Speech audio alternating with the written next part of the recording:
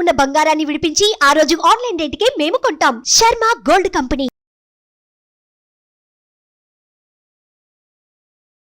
ఆ లలితా సహస్రనామం గుళ్ళో మైకులో చదివేటప్పుడు చదివేస్తున్నాను, కానీ తప్పులు వస్తున్నాయేమో కొంచెం డౌట్ పడి ఇంటికి వచ్చి చాలా బాధపడిపోతానండి. మీరు ఎంతసేపు తప్పుల మీద దృష్టి ఉంచుతారు. అప్పుడు ఏంటి, ఎవరో మాలాంటి వాళ్ళ దగ్గరకు వచ్చి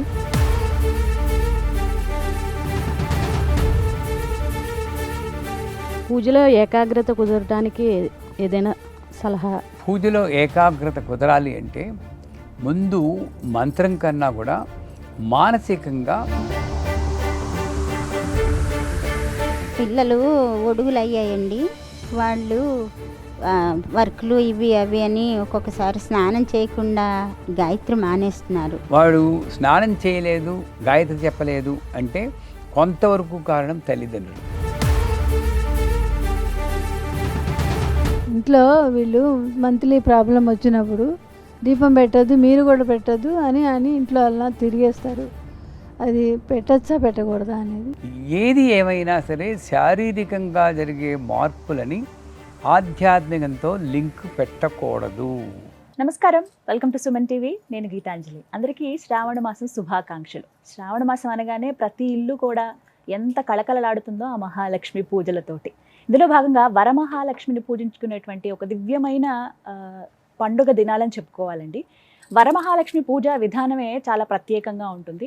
అయితే మనకి ఎన్నో సందేహాలు ఉంటాయి వీటి పట్ల. అమ్మవారిని ఎలా పూజించాలి, ఎటువంటి నియమాలు మేము పాటించాలి, ఏం వాయినం ఇవ్వాలి, అమ్మవారికి ఏం పెట్టాలి, అలాగే అమ్మవారికి ఏ పుష్పాలతో అర్చించాలి, ఇలా ఎన్నో సందేహాలు. వీటన్నిటిని నివృత్తి చేసేందుకు కార్యక్రమాన్ని ఏర్పాటు చేసాం. అలాగే ఎంతోమంది మహిళామణులు వారికి ఉన్నటువంటి సందేహాలు నివృత్తి చేయడానికి అలాగే స్టూడియో కూడా ఆహ్వానించాం. అలాగే మనకున్నటువంటి సందేహాలు నివృత్తి చేయాలంటే ఒక మహా వ్యక్తి కావాలి. అందుకనే మేము ఆహ్వానించాం గురు కరుణామయ్య గారిని. వారు శ్రీ విద్య ఉపాసకులు.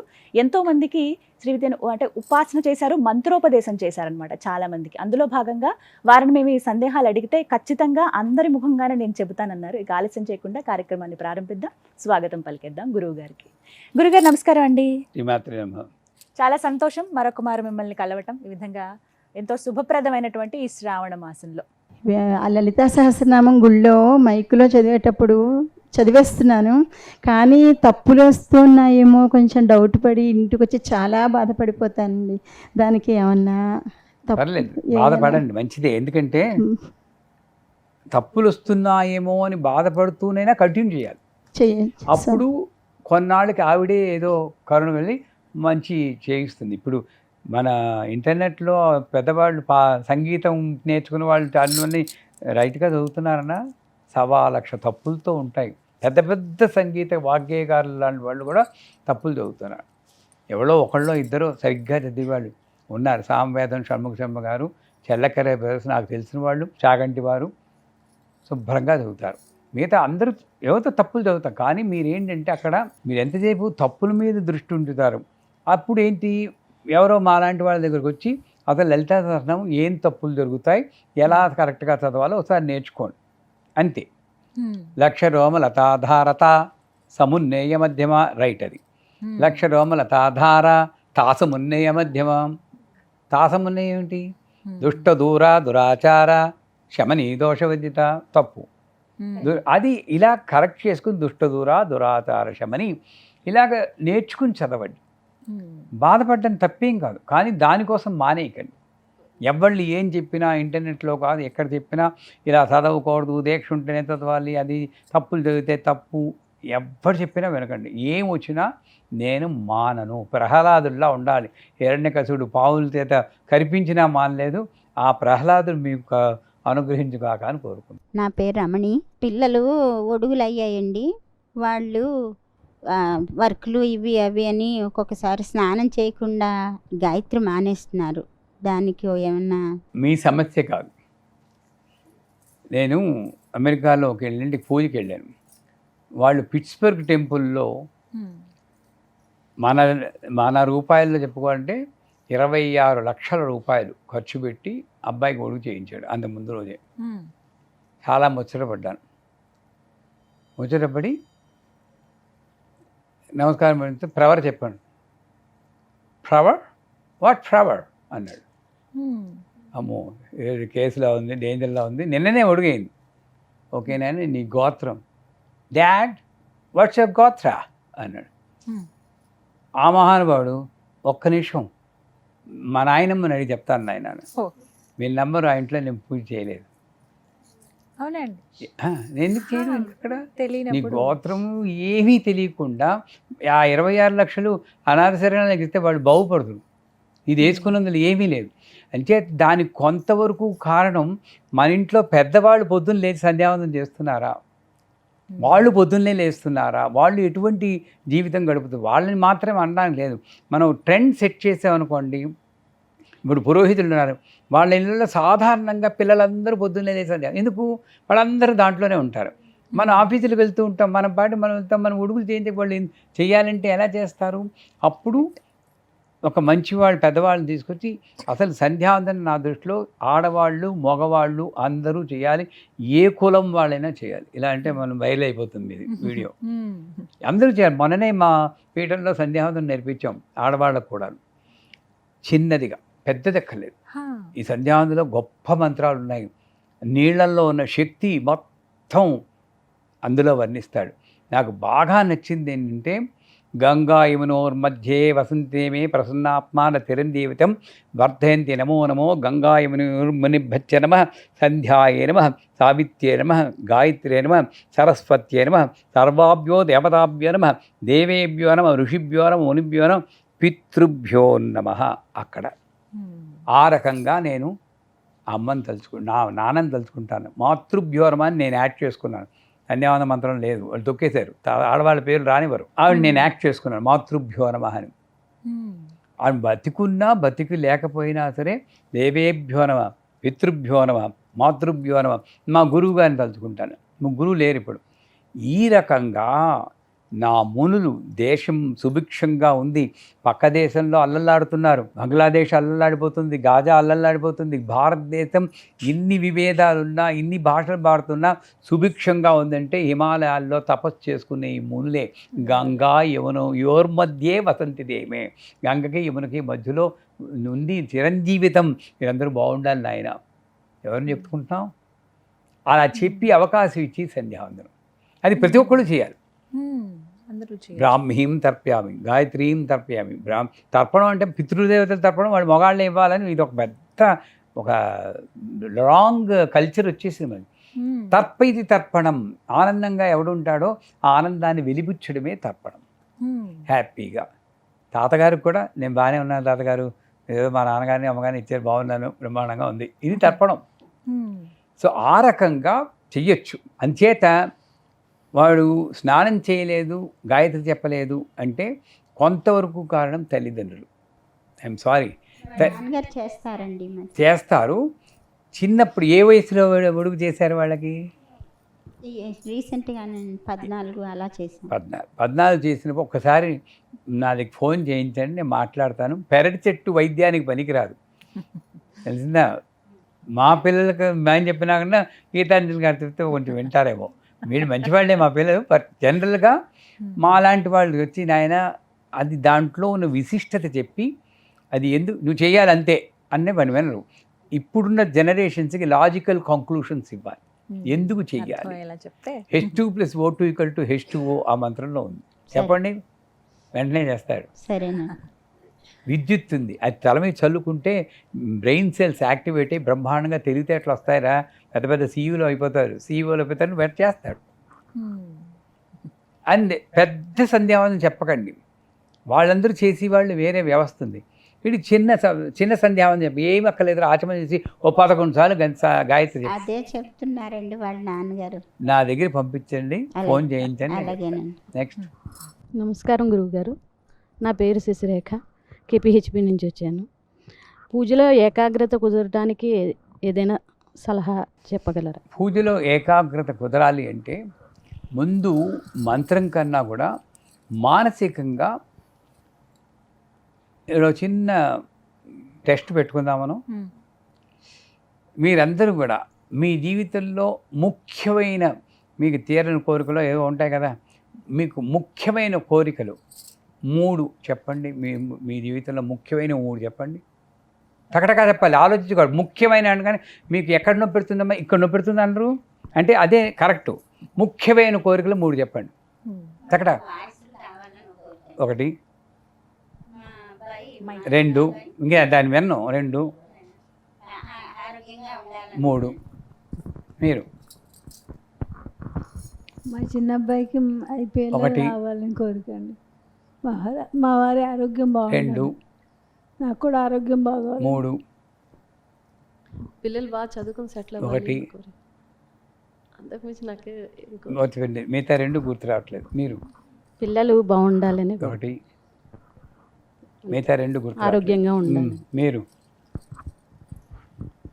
నాకైతే కోరికలు లేవు కదండి. ఇప్పుడు వింటుంటే అనిపించింది పురిశ్రీగా చనిపోవాలి అని, కానీ జరగదండి. నేను లేకపోతే మా వారికి చూసేది ఉండదన్నమాట, ఎవరు పట్టించుకోలేరు. మిథునం సినిమా గుర్తొస్తుంది. నిజమండి, అంటే నేను లేకపోతే ఆయనకి జీవితం లేదు. అది గొప్పగా. పిల్లలు చూడలేరు, వస్తారు చూస్తారని, అబ్రాడ్లో ఉంటారు, దగ్గర ఉంటారు, కానీ ఆయన చికాకు 4 సార్లు మాటలు చెప్పారంటే వాళ్ళు వింటారు, తర్వాత చిన్న కోపమో చికాకు వస్తుంది. వాళ్ళు చికాకు పడితే నాకు కోపం వస్తుంది, వాళ్ళు చికాకు పడతారు నాన్నగారి మీద. ఆయనకి ఆరోగ్యంగా కొంచెం మెంటల్గా చిన్న పిసర్ వచ్చింది. 75 ఇయర్స్ ఆయనకి, కాబట్టి ఏజ్ వైజ్ వచ్చింది, కానీ నాకు కోరిక తీరదు అనేసి నేను అనుకుంటున్నాను. మిమ్మల్ని మీరే ఆశీర్వచనం చేసుకుంటున్నాను. అమ్మవారి దండ పెడతా, కానీ మీరు నాకు మా మనవడికి లాస్ట్ ఇయర్ ఒడివి చేసామండి. గాయత్రి మంత్రం చెప్తున్నాడు, అదొకటి. పిల్లలు చెప్పిన మాట వినాలి, అందరిలో మంచి సంపాదించుకోవాలి. నాకు ఆరోగ్యం చాలా బాగుండాలి, ఆయన్ని మంచిగా చూసుకోవాలి. యాంకర్ నేను అడగను గీతాంజలి గారిని, ఎందుకంటే ఈ 6గురిలో ఏకాగ్రత ఎందుకు కుదరదంటే ఈ 3 సమానాలను నాకు అమ్మ కావాలి, నాకు అమ్మ కావాలి, నాకు అమ్మ కావాలి. అది అప్పుడు తెలుసు ప్రయారిటీ. అమ్మ ఉంటే నాకు అమ్మదయ్య ఉంటే అన్నీ ఉన్నట్లే పురాణ పందవారి పుస్తకాల్లో చదువుకుంటున్నాం. ఏం లాభం? Learn, implement, experience. LIE లై. అది 3 ప్రిన్సిపల్స్ పెట్టుకోండి. లెర్న్, నేర్చుకోండి, చదువుకుని చదవండి, ఈ ప్రవచనాలని వినండి, వాళ్ళవి వెళ్ళి. ఇంప్లిమెంట్, ఇది కాదు, ఇంప్లిమెంట్ పాటించండి. అండ్ దెన్ ఎక్స్పీరియన్స్, అనుభవించండి. మనం learn learn learn learn learn learn వినటం వరకే. ఇంప్లిమెంటేషన్ అది. ఆ ఇంప్లిమెంటేషన్ ఉన్నప్పుడు ఇన్ని ప్రవచనాలు, నాకు మీరు ఫ్యాన్సే, విన్నాం ఓహో చూసామన్నారు. నేను ప్రతి వీడియోలో చెప్పేది అమ్మే ముఖ్యం, అమ్మే ముఖ్యం. నన్ను నిద్దట్లో లేపి అడిగినా సరే, ఇలా కత్తి పెట్టి అడిగినా ఏంట్రా ముఖ్యం అంటే అమ్మ అమ్మ అమ్మ. చిన్నపిల్లాళ్ళ అమ్మమ్మను కొట్టుకోగలిగినప్పుడు ఏకాగ్రత ఆటోమేటిక్గా వస్తుంది. కానీ నెంబర్ 1 అది ముఖ్యం, మీరు అలవర్చుకోవాలి. రెండోది, ఏకాగ్రత అలవడడానికి ముందు గణపతి ముఖ్యం. మూలాధారం యాక్టివేట్ అయితే ఏకాగ్రత. అనుమానము భయము క్రియేట్ చేసి శ్రద్ధ బుద్ధి కుశల ఏకాగ్రత లేకుండా చేసేటటువంటి ఆ స్థితి, శ్రద్ధ లేకుండా ఏకాగ్రత లేకుండా ఉంటుంది, భయము అనుమానం వల్ల. అంచేత గణపతి మంత్ర ఉపాసన చేస్తే, ఎవరి దగ్గర దీక్ష తీసుకుని గణపతి 28 అక్షరాలు ఉంటాయి. ఆ 28 అక్షరాలు 28 మంది దేవతలు శ్రీచక్రంలో మొదటి ఆవరణలో ఉంటారు. వాళ్ళ అనుగ్రహం సంపాదించేట్టు చేస్తుంది. అని మా సిద్ధే దగ్గరని సర్వ విద్రావణి సర్వత్రికండే అంతవరకు 28 దేవతలు ఉన్నారు. ఆ 28 దేవతల అనుగ్రహం మీకు రావాలంటే గణపతి మంత్రం చెప్పుకోవాలి. గణపతి మంత్రం సిద్ధించిందా, వాళ్ళు లక్ష్య చేశారా, ప్లస్ అమ్మే నాకు ముఖ్యం, ప్రాణం పోయినా సరే అమ్మే నాకు ముఖ్యం. మనల్ని మనం ఇది అవ్వదు అనుకోకూడదు. నేను వారికన్నా ముందు పోతాను ఏమీ లేదర్రా, ఆవిడ నిర్ణయించుకుంటేనే జరుగుతుంది. ఆవిడ తప్పితే అది రెండూ చేయండి, 100% ఏకాగ్రత.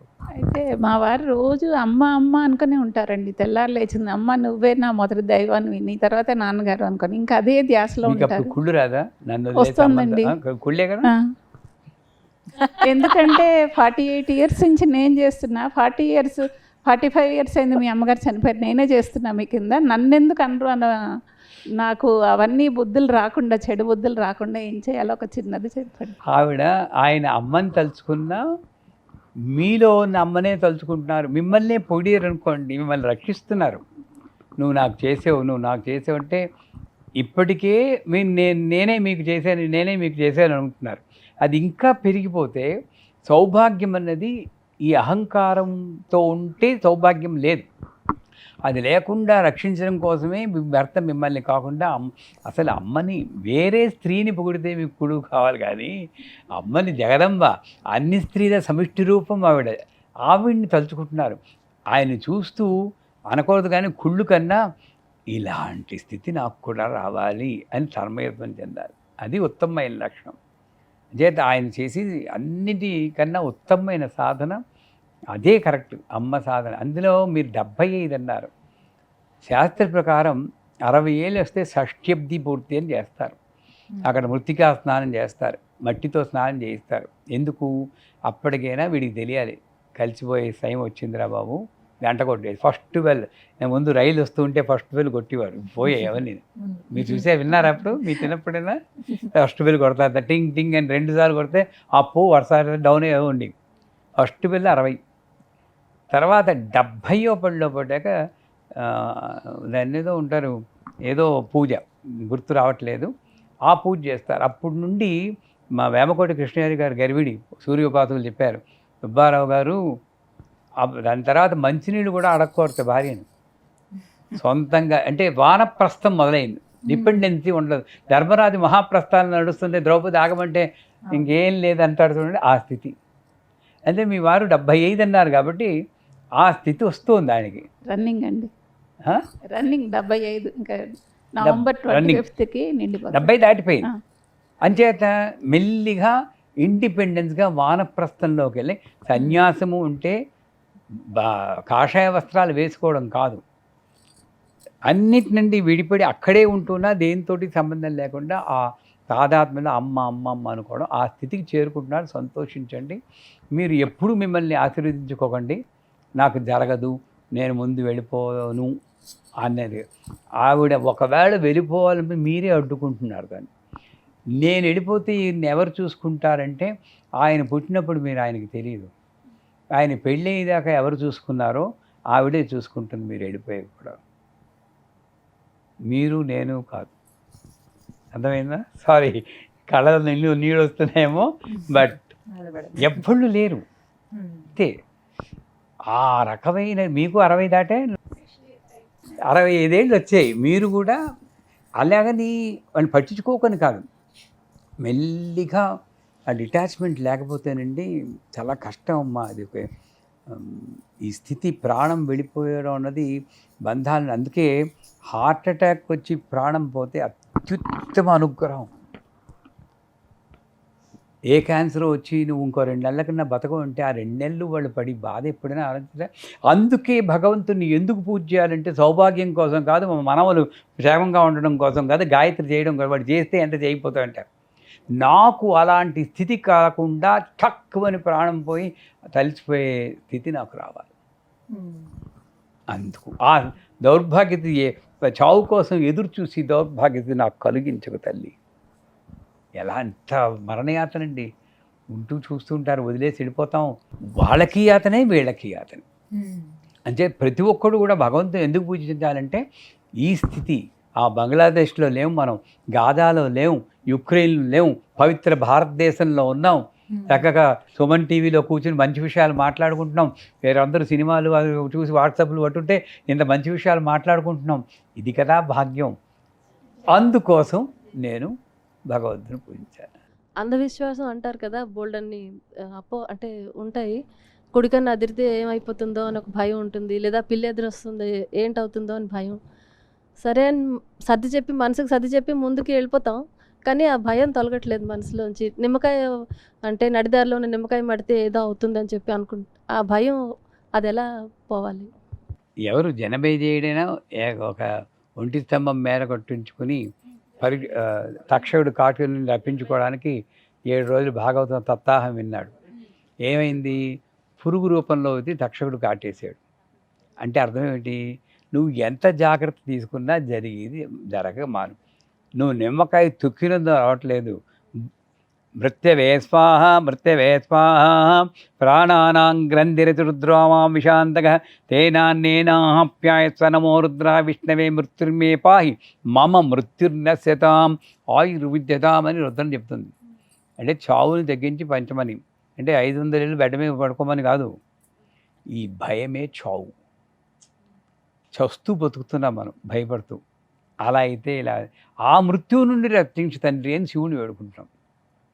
దానికి రుద్రం చదవండి. ఇందాక ఎవరో ఆడవాళ్ళు రుద్రం చదవదా అని మొదలెట్టారు. అసలు ఆడవాళ్ళు మగవాళ్ళు లేరండి, ఒక జీవే. ఈ డౌట్లు ఇక్కడ వాళ్ళకే వస్తున్నాయి. సౌత్ ఇండియాలోనే ఉంది, నార్త్ ఇండియాలో లేవు.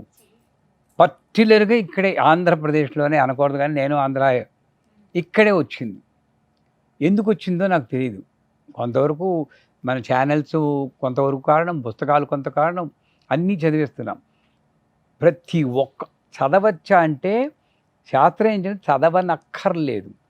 ఆడవాళ్ళు హోమం చెయ్యనక్కర్లేదు, రుద్రం చదవనక్కర్లేదు, పురుష సూక్తం చదవనక్కర్లేదు.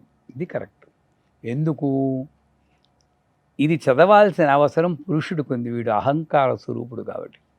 నిజమైన స్త్రీకి అహంకారం ఉండకూడదు కాబట్టి, అహంకారం లేని స్థితిలో మీకు ఆల్రెడీ మంచి బలంగా ఉంటే మల్టీవిటమిన్ మీకెందుకు? బలహీనంగా మాకు కావాలి. కానీ వేసుకోకూడదని చెప్పలేదు, వేసుకో అక్కర్లేదు. వేసుకుంటాను, వేసుకోండి, దానిలో తప్పే ఉంది, ఒక ఎక్స్ట్రా. అది కరెక్ట్ పద్ధతి. రుద్రం చదవకూడదని చెప్పడానికి, అసలు భగవన్నామం చదవకూడదని చెప్పడానికి ఎవరికి హక్కు లేదు. మీరు చదవకూడదని నాకు ఎక్కడ హక్కు ఉందండి? నాకు ఉందా హక్కు ఉందా లేదా నేను చూసుకోవాలి. అదే భగవన్నామం చెప్పడానికి సర్వకాల సర్వావస్థలందు సర్వజనులకు హక్కు ఉంది. కానీ ఉండాల్సిన ఒకటే భక్తి. కానీ ఈ చదివితే ఏదో వస్తుంది అన్న ప్రతిఫలాపేక్షతో చదవడానికి ఎవరికీ హక్కు లేదు. అర్థమైందా?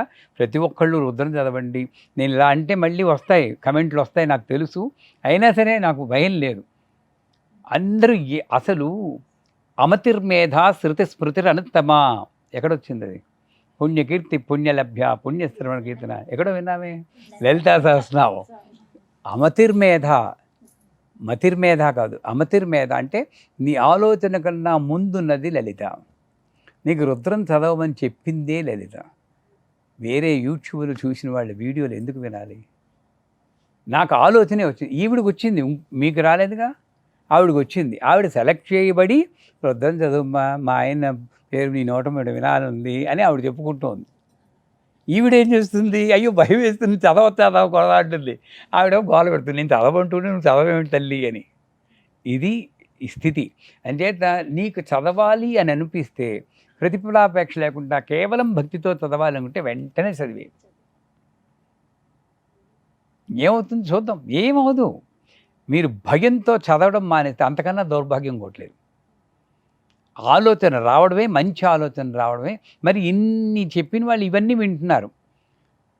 ఉపనిషత్తులు, శాస్త్రాలని కూడా ఎవరిని హింస పెట్టకూడదు, అందరికీ దానం చేయండి, అత్తమామల్ని గౌరవంగా చూసుకోండి, ఇవి పాటించరే? అది పాటించండి, ఇది పాటించండి. నాకు కావాల్సింది మాత్రం అమ్మ రుద్రం చదవడం ఒకటి తప్పింది రా బాబు అని వదిలేస్తున్నాం. అన్నీ చెయ్యండి, మీకు ఏది చేయాలనిపిస్తే అది చేయండి, భక్తితో చేయండి. సరేనా? గురుగారు, గాయత్రి మంత్రం ఆడవాళ్ళు చేయొచ్చు. మీరు నైవేద్యం పెట్టేటప్పుడు ఏ మంత్రం చదువుతారు? మానేది అది ఒకసారి చదివినా చదవకూడదండి, చదవకూడదు. ఉపాసన వేరు, జపం వేరు, ఈ గాయత్రి మంత్రం వేరు. ఇది కూడా మళ్ళీ గాయత్రి మంత్రం అసలు మీ లేడీస్ క్లబ్ ప్రెసిడెంటే ఆవిడ కదండి గాయత్రి. మెయిన్ చదవకూడదంటే ఇంకో నేను అర్థం ఉంది, కానీ మీ లేడీస్ క్లబ్ ప్రెసిడెంట్ మీరు చెప్పకపోవడం ఏంటి? అసలు ఉపాసనగా చెయ్యండి. నీ అసలు పురుషాధిక్యత అన్నది మా గురువుగారు చెప్పేవారు, అనాది కాలం నుండి వస్తుంది. ఉమెన్స్ లిబ్ అని స్వాతంత్ర్యం పోరాటం చేయడం కాదు, ఇక్కడ స్టార్ట్ చేయండి, మంచిగా స్టార్ట్ చేయండి. గాయత్రి మంత్రం ఉపాసన చేయండి. ఏముంది, సంధ్యావందనం కూడా నేను చేయమంటున్నాను. పోనీ సంధ్యావందనం లేని గాయత్రి 11 సార్లు 108 సార్లు చెప్పండి, ఏమవుతుందో చూద్దాం. ఓం భూర్భువస్వః తత్సవితుర్వరేణ్యం ఒక్కటి. ఇది ఒక సిద్ధాంతం ఏంటంటే, ఈ మంత్రాన్ని సుస్వరం, సరైన స్వరంతో చదివితే ఈ పొత్తిగడుపు మణిపూర చక్రం ఇలా ఇలా ముందుకెళ్తుంది.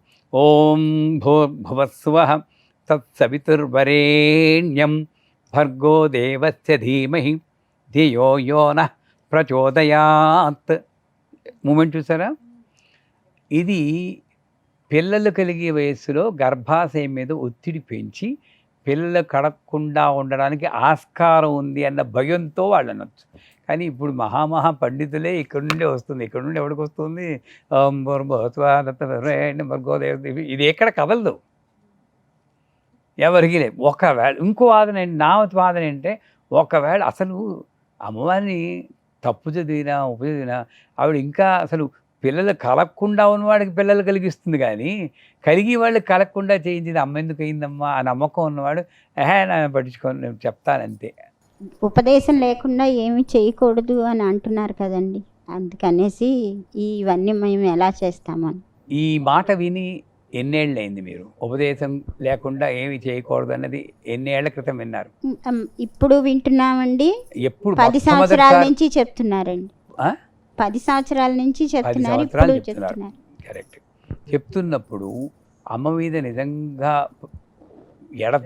ఎడతెగని భక్తి ఉంది, వదిలిపెట్టలేని స్థితి ఉంటే ఉపదేశం కొరకు మీరు వెతుక్కోవాలి కదా. 10 ఏళ్ళు ఎందుకు కూరుకున్నారు? ఇప్పుడు ఎందుకు ప్రశ్న అడుగుతున్నారు? మిగిలినవన్నీ చదివేస్తున్నామండి, మీ గాయత్రి అలాంటివన్నీ ఉపదేశాలు ఏమి లేవు అని చదవట్లేదండి. ఇప్పుడు అడిగారు, ఆ ప్రశ్న రాదు. మేము ఒకవేళ ఎవరినైనా అడిగినా ఆడవాళ్ళకి ఇవేమి అవసరం లేదు అని మమ్మల్ని తొక్కేస్తున్నారు. నా దగ్గర రండి, ఇప్పుడే తెలుసుకున్నామండి. నా దగ్గర రండి. మీరు ఎందుకోసం మంత్రం అడుగుతున్నారో చెప్తాను. మా పిల్లవాడికి పెళ్లి కోసం మానేయండి, మేము మీ పిల్లవాడి పెళ్లి కోసం మీరు చేయరు, ఆ పిల్లవాడు చేయాలి. ఎందుకంటే గంధర్వరాజ విశ్వాసో మమ అభిలిషితం కన్యాం ప్రయస్వాహ మంత్రం అంటే నాకు పెళ్లి చేయని, మీకు మళ్ళీ పెళ్ళి అయింది నేను కొమ్మలు మునిపోతా కదా. అంచేత ఆ మంత్రాలు మీరు చెప్పకూడదు, వాళ్ళు చెప్పాలి. అందుకే వాళ్ళని చేయండి అంటాం. అంచేత మంత్ర ఉపదేశం కావాలి. అప్పుడు ఎలా ఉండాలంటేనమ్మా తహతలాడాలండి. నా దగ్గర కొంతమంది వస్తారు, ఏడ్చేస్తూ ఉంటారు, గురుగారు నాకు చేయకుండా ఉండలేకపోతున్నానండి, కొంచెం ఎవరండి. నేను మొదట మాడ్యూల్ 1 అవ్వకుండా చేయకూడదమ్మా, బాలా గణపతి లేకుండా రాజశ్యామలు చేయకూడదమ్మా అంటారు. ఏడ్చేస్తూ ఉంటారు, ఉండలేకపోతున్నానండి. చెప్పు ఐం హ్రీం శ్రీం ఐం క్లీం సౌహ్ ఓం నమో భగవతి మొదలెడతాను. అలా ఉండగలిగితే అమ్మవారి దిగొచ్చి శరీరం ద్వారా మీకు వస్తుంది. అది లేదు మనకి. వాడు చెప్పింది ఇక్కడ ట్రాన్స్ఫర్ చేస్తున్నాం, కానీ ఈ తపన ఉండాలి. తపన గురువు వెతుక్కుంటూ వస్తాడరా మీకు.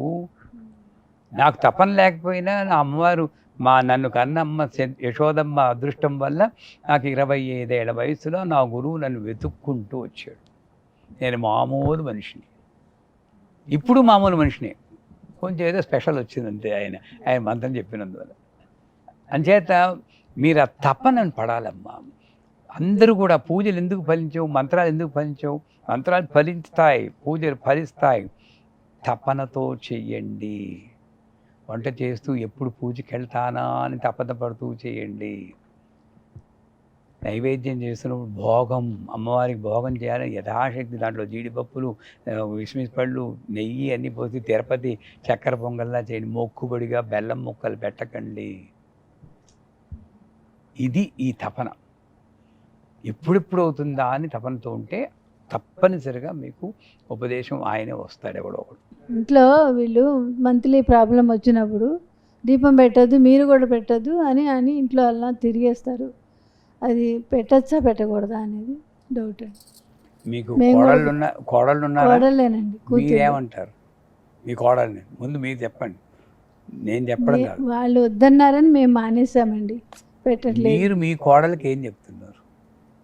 వాళ్ళు వద్దన్నారు, మీరు మానేశారు. పెట్టచ్చు అనే చెప్పాము మేము. పెడదాము, మేము ఎర్లీ మార్నింగ్ స్నానం చేసి దీపం పెట్టుకుంటాం అంటే మేము ఇక్కడే తిరుగుతున్నాం కదా, దేవుడి ముందే తిరుగుతాం కదా, మీరు అలా ఎలా దీపం పెడతారు అని అడుగుతున్నారు. ఎవరు అడుగుతున్నారు? కోడలే అడుగుతున్నారు. మంచి ప్రశ్నే. నన్ను ఇబ్బందికి పెట్టి ఇప్పటికే 4 నాళ్లలో నానుతున్నాను నేను. లలిత అందరూ చదవచ్చు, శ్రీచక్రం అందరి ఇళ్లలో ఉండొచ్చు అంటే ఏకేస్తున్నాను. నన్ను పూర్తిగా తలంటేస్తారు ఇప్పుడు ఈ ఆన్సర్కి. నన్ను పర్లేదు, నాకు తెలియాలి కదా గురుగారు వాళ్ళకి. ఎలా వచ్చింది అంటే, నా ఉద్దేశంలో పూర్వకాలంలో అగ్రహారాలు ఉండేవి. అంటే అన్ని కలోనియల్ ఫ్యామిలీస్ అంటారు. 10 ఫ్యామిలీలు ఒక చోట ఉండడం. మగవాళ్ళందరూ కూడా వృత్తుల్లో ఉంటారు, వేదాధ్యయనం అలా చేసుకునేవారు. ఆడవాళ్ళందరూ కలిపి కామన్గా గంగాళాలతో ఉండేవారు. అంతే, ఇంక ఏ వాళ్ళు వీళ్ళు ఏం లేదు, అందరూ ఒకటే ఫ్యామిలీ. బ్రహ్మాండమైన ఇది.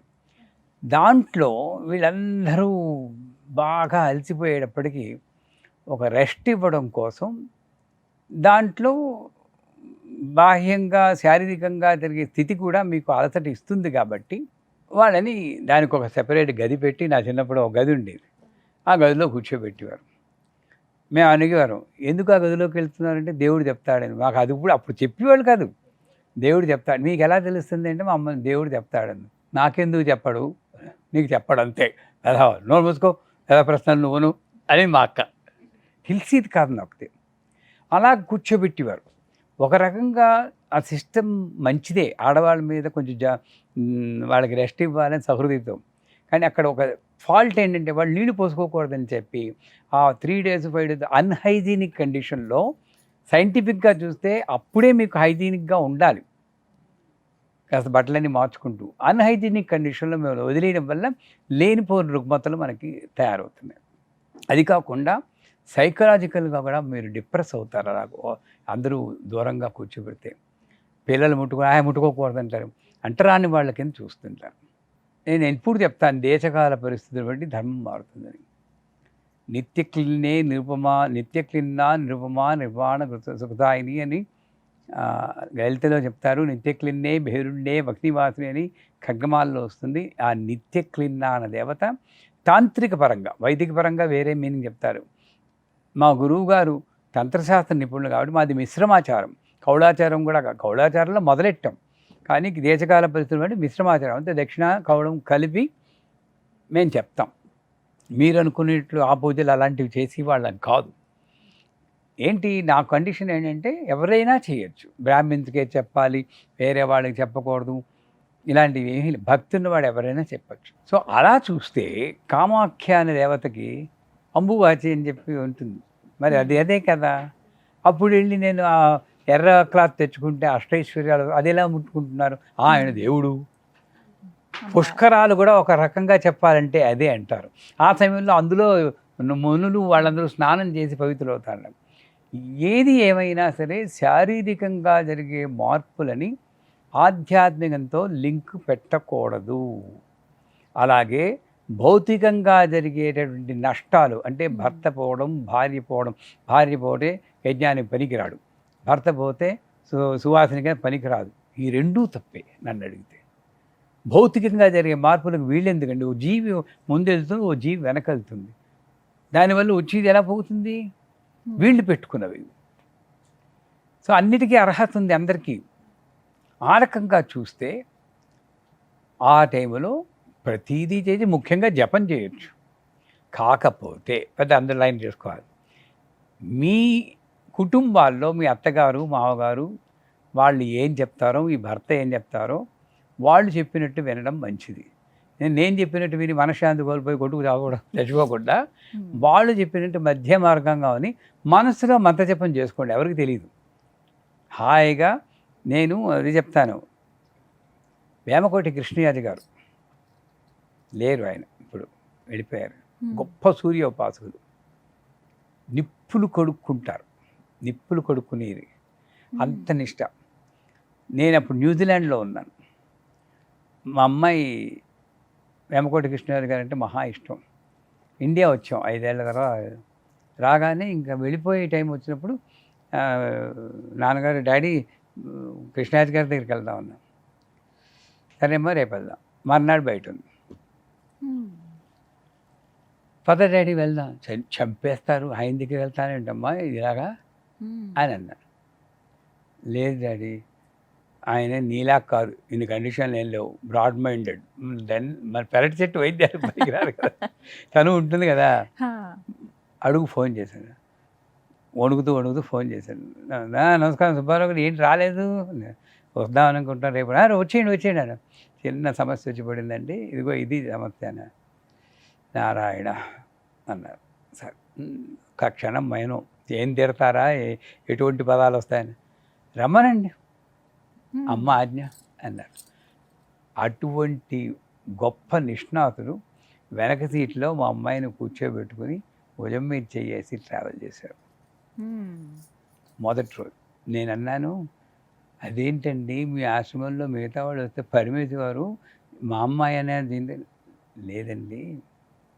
అది ఆయన చెప్పారు, ఎలా రావాలో చెప్పారు. అప్పుడు అమ్మాయిని తలారా స్నానం చేసి పసుపు కొంగు కట్టుకురమ్మనండి. ఇది మధ్య గత్యంతరం మామూలుగా ఉంది, మామూలుగా రెస్ట్ తీసుకోండి, తప్పేం లేదు. ఆ రెస్ట్ ఎవరిస్తాడు? హాయిగా రెస్ట్ తీసుకోండి. స్నానం చేయండి, స్నానం చేయడం మానకూడదు, జపం చేయండి, దూరంగా కూర్చొని రెస్ట్ సాగుతుంది. మరి ఒకటే రూము, ఆయనకు వంట రాదు, మీ తప్పితే వంట చేయలేరు, ఎవరు చేస్తారు? అలాంటప్పుడు చక్కగా తలారా స్నానం చేయాలి, రోజు స్నానం చేయాలి. తలారా చేసి కాస్త పసుపు రాసుకుని, స్నానం చేసి పసుపు రాసుకుంటారు అందరూ, ఇలా రాసుకోవాలి. రాసుకుని పసుపు కొమ్ము కట్టుకుని, ఇది మంగళకరం. అప్పుడు మీరు మామూలుగా మీ పనుల్లో తీసుకోండి. అది నన్ను అడిగితే నేను ఇది శాస్త్రం అని నేను చెప్పను, మళ్ళీ నన్ను ఏకేస్తారు. ఇది శాస్త్రం కాదు, నాకు మా గురువు గారు చెప్పింది. అసలు ఆ 5 రోజులు పూజలు గిలగల కొట్టుకోవాలి. ఎలా పూజ లేకుండా ఎలా ఉంటారండి? ఎవడాపగలడు మిమ్మల్ని? ఇది చెప్పి నీట్గా భక్తితో శ్రద్ధతో కాస్త హైజీనిక్గా ఉంటూ అన్ని పనులు చేయొచ్చు. దాంట్లో ఏమీ దోషం లేదు. ఏనా వాళ్ళ మొహం చూస్తేనే పాపం, అసలు మొహం చూస్తే మళ్ళీ వేరే స్నానం చేయాలి అనుకునే వాళ్ళు కూడా ఉన్నారు. అది వాళ్ళని తప్పు పట్టడం లేదు, వాళ్ళ ఆచారం అది. కానీ నాకు మానవతా చూస్తే ఏం చేస్తారండి, ఒక రూములో ఉన్నవాళ్ళు ఉంటారు, అమెరికాలో ఉన్నవాళ్ళు ఉన్నారు, వాళ్ళు ఏం చేస్తారు? తప్పదు. అలాంటి పరిస్థితులు తప్పకుండా స్నానం చేసి మీరు చేయండి. మీ కోడళ్ళు కూడా వినమనండి ఈ వీడియో, స్నానం చేసి చేయమని. వాళ్ళకి ఇంకా డౌట్ ఉంటే నాకు ఫోన్ చేయమనండి, నేను ఇంకా చెప్తాను. చాలా సంతోషం గురువు గారు. ఎందరో మాకు నిత్య జీవితంలో మేము ఎదుర్కొనేటువంటి సమస్యలు, సందేహాలు ఇవన్నీ కూడా చాలా సునాయాసంగా మా అందరికీ అర్థమయ్యే రీతిలో వాటన్నిటిని కూడా నివృత్తి చేశారు. ధన్యవాదాలు గురువు గారు. అందరికీ కూడా నమస్కారం. సుమన్ టీవీలో మీ పర్సనల్ అండ్ బిజినెస్ ప్రమోషన్స్ కోసం కింది నెంబర్కి కాంటాక్ట్ చేయండి.